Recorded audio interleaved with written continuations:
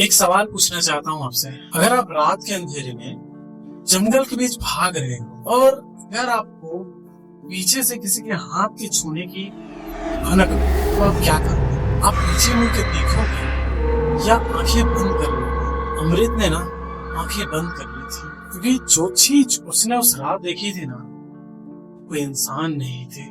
आज की जो ये कहानी है ना, ये कोविड लॉकडाउन के वक्त की है, जब सिर्फ घर जाने की चाह एक आदमी को उस दुनिया के दरवाजे तक लेकर गई, जहां से वापस आना लगभग मुश्किल होता है, नामुमकिन के बराबर। और सबसे बड़ी बात यह है ना कि ये कोई फिल्मी कहानी नहीं है। अमृत ने खुद मेरे पास बैठकर ये बात बताई थी। बात 2020 की है। पूरे देश में जो है ना कोविड लॉकडाउन लगा हुआ था। अमृत जो है वो एक बैंक में काम करता था। उसकी पोस्टिंग जो है ना रायपुर के पास एक छोटे से ग्रामीण वाले ब्रांच में था, और घर उसका जगदलपुर के पास था, करीब घर से 280 किलोमीटर दूर। अब नॉर्मल दिन होते ना तो कोई बात नहीं थी, लॉन्ग वीकेंड मिल जाता था, और जब भी लॉन्ग वीकेंड मिलता था ना तो अमृत सीधे घर के लिए निकल जाता। लेकिन उस टाइम पे ना कोई लॉन्ग वीकेंड नहीं था, सिर्फ एक ही चीज था, लॉकडाउन। अमृत बताता है कि मैं और मेरा दोस्त राहुल करीब 2.5 महीने हो चुके थे और हम दोनों उसी इलाके में फंसे हुए थे। दोनों के मन में एक अजीब सी छटपटाहट हो रही थी।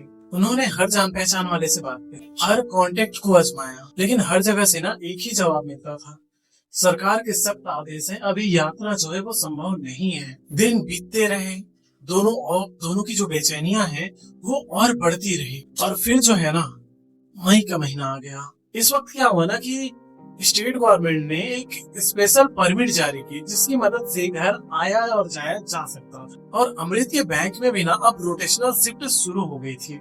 मतलब अब एक छोटा सा मौका था कि घर जाया जा सकता था। दोनों ने वक्त को जाया नहीं किया, उन्होंने ना परमिट के लिए अप्लाई कर दिया, और किसी तरह जैसे तैसे इनको मंजूरी भी मिल गई। अब यहीं पर ना एक लंबा सा वीकेंड आ गया, फ्राइडे, सैटरडे और संडे।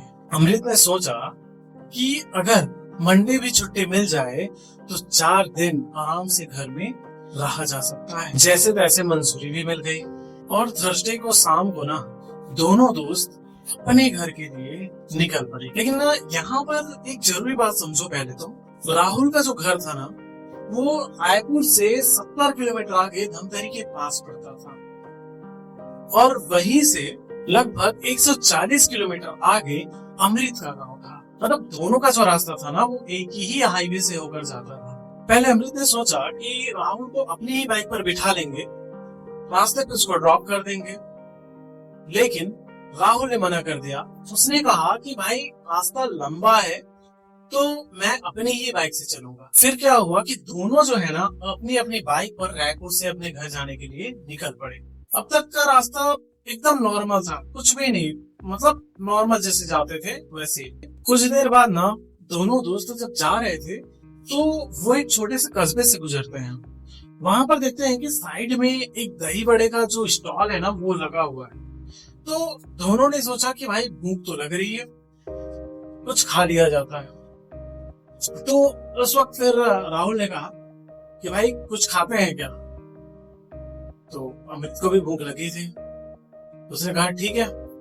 दोनों बाइक साइड में लगाते हैं और दही बड़े का मजा लेने लगते हैं। माहौल उस वक्त तक ना बिल्कुल नॉर्मल था, हल्की हल्की हवा चल रही थी, आसमान भी साफ थे, मतलब ऐसा लग रहा था कि कोई दिक्कत होगी नहीं रास्ते में।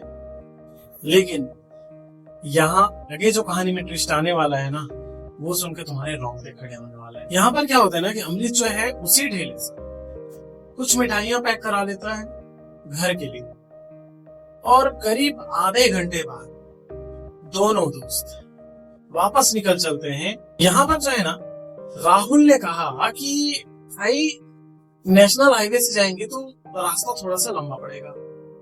तो यहाँ पर राहुल अमृत को बोलता है कि भाई काम करते हैं, एक यहाँ से शॉर्टकट भी है, जंगल से होकर जाता है, रास्ता उतना बुरा भी नहीं है, छोटा हाईवे ही है वो भी, पर छोटा सा स्टेट हाईवे है, हम वहां से जा सकते हैं। अगर सब कुछ सही रहा, मौसम सही रहा तो वक्त बच जाएगा और हम सही वक्त पर घर भी पहुंच जाएंगे और जल्दी पहुंच जाएंगे। अमृत जो है ना वो पहले नेशनल हाईवे से जाया करता था, मेन हाईवे से जाता था हमेशा, लेकिन इस बार पुल ने जब कहा ना तो उसने पहले तो सोचा कि जाए या ना जाए, पर फिर बाद में वो बोलता है कि ठीक है, यहीं से चलते हैं। पहले जो है ना, अमृत नेशनल हाईवे से जाया करता था।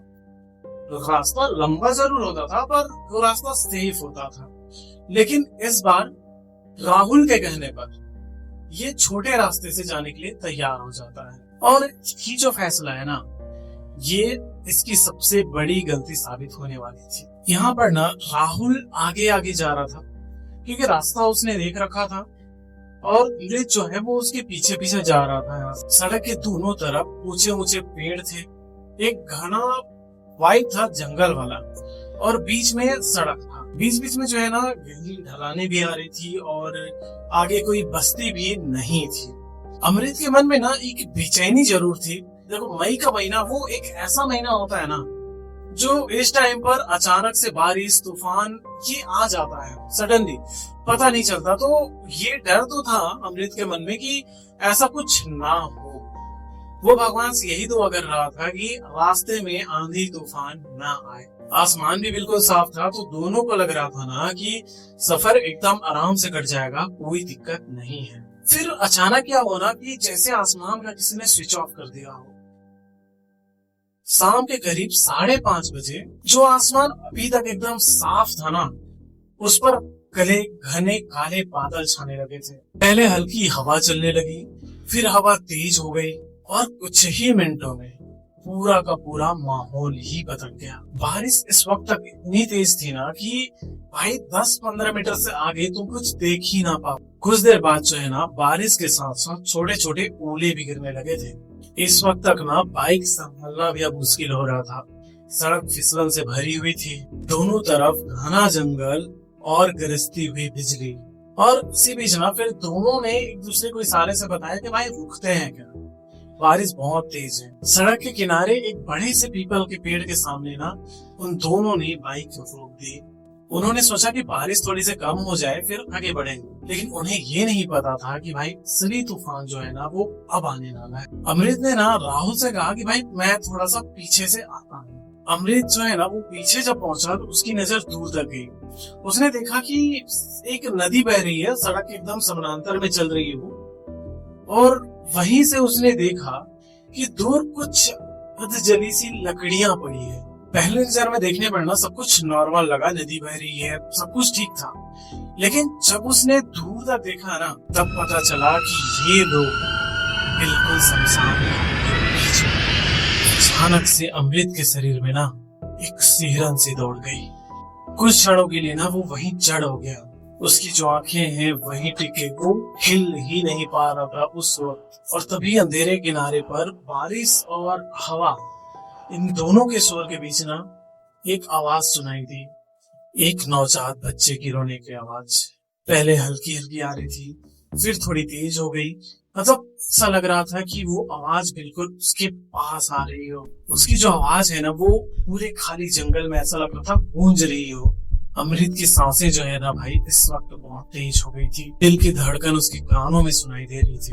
वो तुरंत ना वहां से मुड़ करके भागते हुए राहुल के पास आता है। वो वापस आकर ना राहुल को बोलता है, तुझे कुछ सुनाई दे रहा है क्या? नदी की तरफ से किसी बच्चे की रोने की आवाज सुनाई दे रही है। राहुल ने उसकी तरफ देखा। उसके चेहरे पर एक अजीब सा भाव था। उसने डांट कर कहा कि पागल वागल हो गया है क्या? यहाँ पर कौन से बच्चे की रोने की आवाज आएगी? जैसे उसे किसी की आवाज सुनाई ही ना दिया हो। और बस इतना क्या करना, राहुल वापस से सड़क की ओर देखने लगा।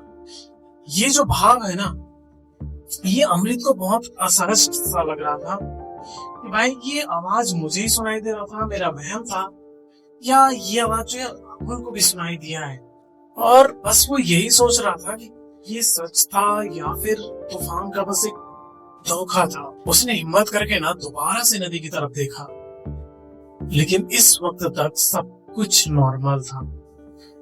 बारिश की कुछ बूंदें थी, और बारिश की वजह से जो उठती हुई धुआं होता है वो था, कोहरा था। बाकी सब कुछ यहाँ पर नॉर्मल था। ना ही यहाँ पर कोई बच्चा था, ना ही यहाँ पर कोई हलचल थी, ना ही यहाँ पर कोई हरकत था। अब उसने तय किया ना कि अब वो चुप ही रहेगा। और साथ ही साथ राहुल का जो चेहरे का भाव था, नहीं वो एकदम असहज सा लग रहा था कि जैसे किसे कोई जो है उसको कंट्रोल कर रहा हो या कोई और बात हो। दोनों बिना कुछ बोले, बिना कोई बातचीत के बारिश के कम होने का इंतजार करने लगे। अब यहाँ पर क्या हुआ ना कि अचानक अमृत के कान के पास एक तीखी सी चीख गूंजी। एक औरत की आवाज थी, वो दर्द से भरी हुई थी और मदद मांग रही थी। ये आवाज इतनी पास थी ना कि जैसे कोई ठीक उसके पीछे ही खड़ा हो या उसके पीछे खड़ी हो। अमृत का जो दिल है ना भाई, वो उस वक्त पता नहीं कितने स्पीड से धड़का होगा। उसने अपनी आंखें बंद कर ली थी। कांपती हुई आवाज में ना उसने राहुल से बोला, मुझे ऐसा लग रहा है कि मेरे पीछे जैसे कोई है। एक औरत, वो रो रही है बहुत अजीब तरीके से। लेकिन भाई इस बार भी ना राहुल की तरफ से कोई भी जवाब नहीं आया। ना कोई सवाल, ना ही कोई चिंता, बस एक खामोशी थी। वो खामोशी जो है ना अमृत को और ज्यादा डरा रही थी भाई। थोड़ी देर बाद ना बारिश हल्की हो गई। दोनों ने ना बिना कुछ कहे बाइक स्टार्ट की और अपने अपने रास्ते निकल गए। अब जंगल का जो वो स्ट्रेस था ना भाई, वो पहले जैसा नहीं लग रहा था। करीब 5 किलोमीटर आगे जाने के बाद ना अमृत की गाड़ी की हेडलाइट जो है वो एक आकृति पर पड़ती है।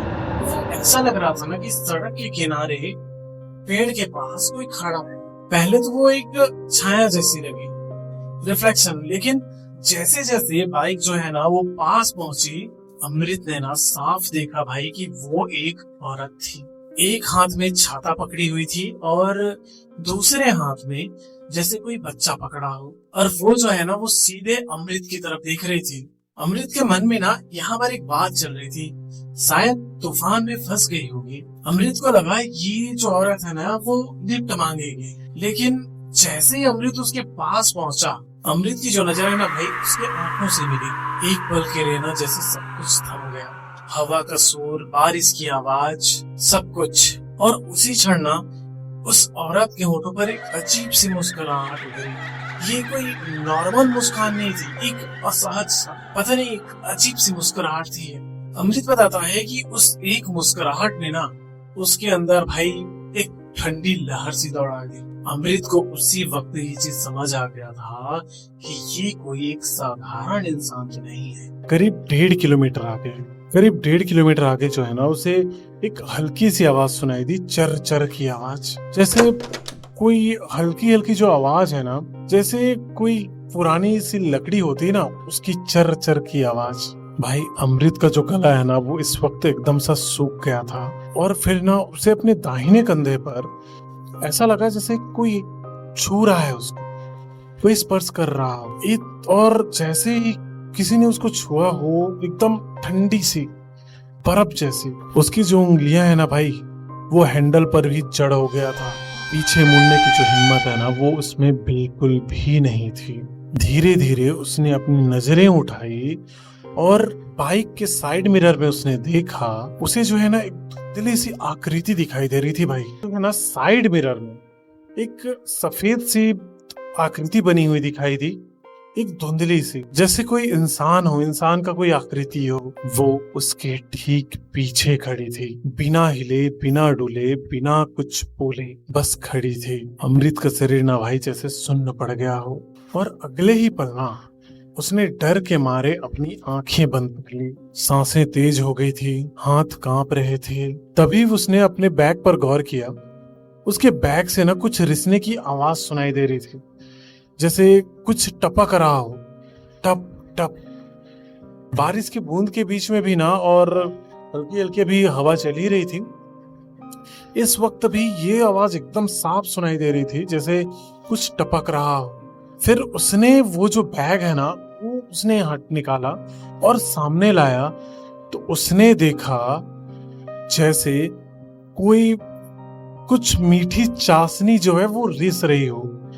तभी अमृत को याद आता है कि जहां इन लोगों ने दही बड़ा खाया था, वहां से घर के लिए इन्होंने कुछ मिठाइयां पैक कराई थी।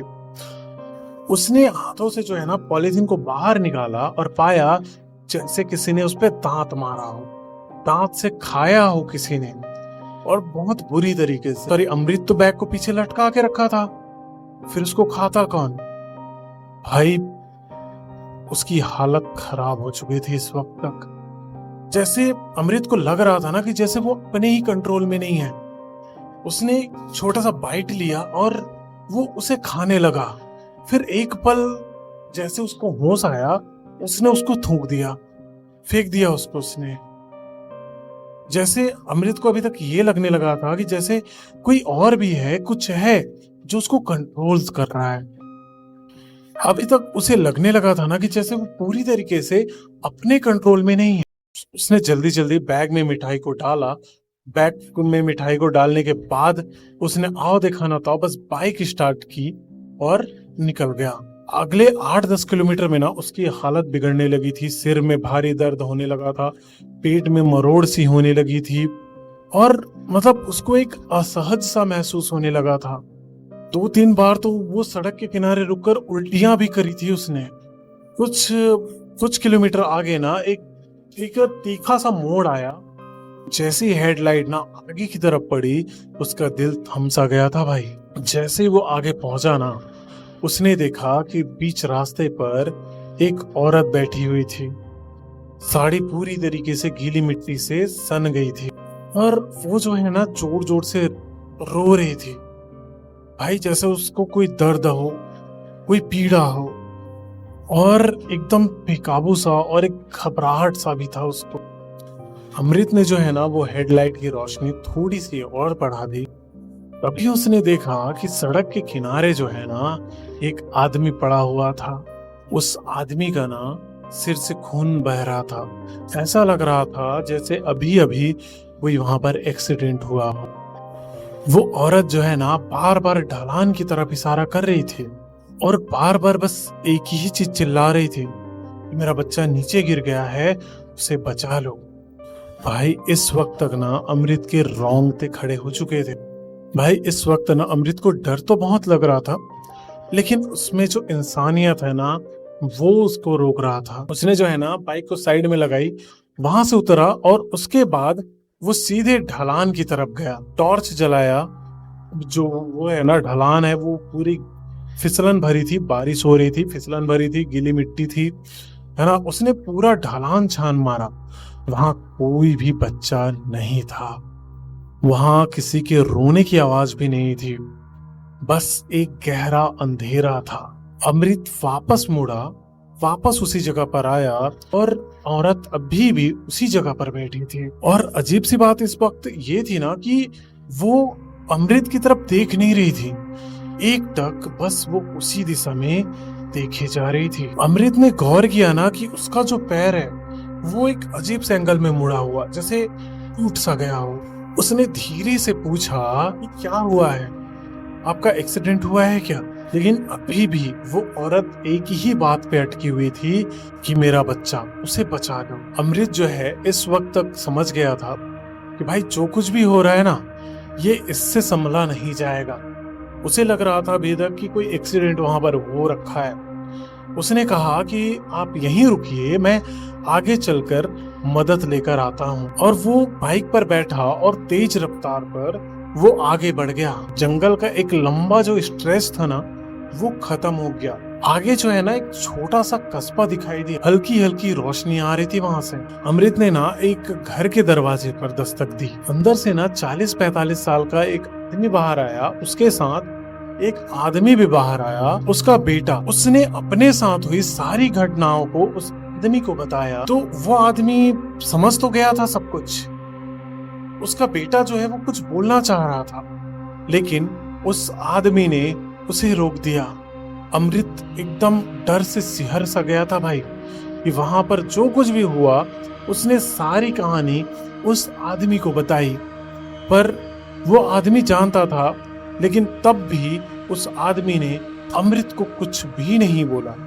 वो आदमी थोड़ी देर चुप रहा, फिर उसने कहा कि ठीक है। तो अमृत को उसने कहा कि ठीक है, जहां पर तुम ये सारी घटनाएं देखे हो चलो हमें लेकर वहां चलो, ठीक है। थोड़ी देर बाद वो तीनों अमृत की बाइक पर बैठ जाते हैं, और अमृत जो है इनको उसी जगह पर वापस लेकर आता है। और वापस आने के बाद ना भाई, अमृत ने जो देखा उसके पैरों तले जमीन खसक गई। वहां उस वक्त तक कुछ भी नहीं था, सब कुछ शांत था, सब कुछ गायब हो चुका था। भाई इस वक्त तक सच में अमृत की फट चुकी थी। उसे कुछ भी समझ नहीं आ रहा था उसके साथ जो हुआ वो सच्चाई है, धोखा है, वहम है, कुछ भी उसके पल्ले नहीं पड़ रहा था इस वक्त तक। तब उस आदमी ने गंभीर आवाज में उसे बताया कि जो कुछ भी तुमने देखा वो सच्चाई नहीं था। उस आदमी ने धीरे स्वर में कहा कि बेटा तुम पहले ऐसे इंसान नहीं हो जिसने उसको देखा है। अमृत ने उसकी तरफ देखा। उस आदमी ने अमृत को बताया कि आज से ना 25-30 दिन पहले एक तेज रफ्तार ट्रक ने एक पूरी फैमिली वाली बाइक को टक्कर मार दी थी। पति और उसका बच्चा दोनों उसी मौके पर दम तोड़ चुके थे। वहीं पर उसकी बीवी जो है घायल थी। और इस वक्त ना एक बूढ़ा बुजुर्ग आदमी उस औरत के पास आता है और उसने देखा कि उसका पैर पूरी तरीके से टूट चुका था। लॉकडाउन का समय था और रास्ता एकदम सूना था उस टाइम तक, और वो एक अकेला बुजुर्ग आदमी कुछ भी नहीं कर सकता था। उसने उस औरत को जिंदा पाया। वो बार बार अपने बच्चे का ही नाम ले रही थी। उस बुजुर्ग ने कहा कि रुको, मैं पानी लेकर आता हूँ। और जैसे ही वो बुजुर्ग पानी लेने गया और पानी लेकर वापस आता है, वो देखता है कि वो औरत भी दम तोड़ चुकी थी। तभी उस आदमी ने अमृत को बताया कि तब से कई लोग उस औरत को यहाँ पर देखते हैं और यहाँ पर वो हमेशा बस एक ही बात बोलती है कि मेरा बच्चा। वो हमेशा अपने बच्चे के लिए रोती है। उस आदमी ने ना थोड़ा सा शांत रहने के बाद अमृत को बोला कि यहाँ से आगे कुछ दूर दंतेश्वरी माता का टेम्पल है, वहाँ तुम चले जाना और दर्शन करने के बाद ही आगे घर के लिए प्रस्थान करना। अमृत ने ना सीधे बाइक स्टार्ट करी। उसने बिल्कुल भी वहाँ पर देर नहीं करी और सीधे मंदिर की तरफ निकल गया। वहां पर ना मंदिर पहुंचने के बाद अमृत ने ना बेलपत्र अपने जेब में रखा। उसने शिवलिंग पर जल चढ़ाया और ये सब कुछ क्रिया करने के बाद हाथ जोड़कर बस उसने भगवान से एक ही प्रार्थना की कि बस मुझे सही सलामत सुरक्षित घर पहुंचा दो। कुछ देर बाद वो वापस अपने घर की तरफ बढ़ा। घर से 3 किलोमीटर लगभग पहले उसने वापस उसी औरत को देखा। एक हाथ में छाता और दूसरे हाथ में बच्चा। भाई उसने ये बताया कि ये जो औरत है वो एक छलावा है और उसने ये तक कहा था कि यहाँ पर ये जो छलावा है ना किसी भी रूप में आ सकती है। यहाँ पर क्या हुआ ना कि अमृत जैसे ही घर पहुँचता है उसकी तबीयत बहुत ज्यादा खराब होने लगती है। भाई यहाँ पर बुखार, सिर दर्द, ये सारा कुछ हो रहा था। लेकिन जो कुछ अमृत ने घर वालों को बताया उसके बाद उसके घर वालों ने छोटा सा पूजा पाठ रखा, हवन कराया, अभिमंत्रित गंगा जल पूरे घर में छिड़काया और कुछ दिनों के बाद उसकी तबीयत में थोड़ी सी सुधार आने लगी। ऑफिस से बार बार कॉल आ रहे थे पर अमृत ने कहा कि भाई आ जाएंगे, तबीयत अभी थोड़ी सी खराब है। और कुछ ही दिनों के बाद अमृत जो है वो वापस रिकवर कर लेता है और ऑफिस की तरफ अपना निकल पड़ता है। लेकिन अमृत आज भी उस दिन को भूल नहीं पाया है। जब भी वो उस दिन को याद करता है ना उसके शरीर में एक सिहरन सी दौड़ जाती है। और भाई तुमको सही बताऊं तो अभी मेरे शरीर में सिहरन सी दौड़ गई है, क्योंकि ये जो वीडियो मैं शूट कर रहा हूँ भाई ये रात के शूट कर रहा हूँ। ये जो कहानी है ना वो एक आदमी की सिर्फ डर की कहानी नहीं है भाई। ये जो कहानी है ये एक औरत की भी है जिसने एक अपनी आखिरी सांस में अपने बच्चे को पुकारा। वो इस दुनिया से चली तो गई लेकिन वो उस दर्द के साथ नहीं गई। आज भी वो उस मोड़ पर खड़ी है ना, आज भी एक छाते के आड़ में एक बच्चे को थामे हुए और आज भी गुजरने वाले से एक ही बात मांगती है, मेरा बच्चा, बचा लो उसे। अगर आपके साथ भी कोई ऐसा अनुभव होता है ना तो नीचे मैं मेल आईडी मेंशन कर दूंगा, वहां पर अपनी स्टोरी आप ईमेल के जरिए मुझे भेज सकते हो। मिलते हैं अगले वीडियो में। सुरक्षित रहिए और याद रखिए हर रास्ता सिर्फ मंजिल तक नहीं लेके जाता, कुछ रास्ते जो है ना कहानियां भी बना देते हैं। हर हर महादेव।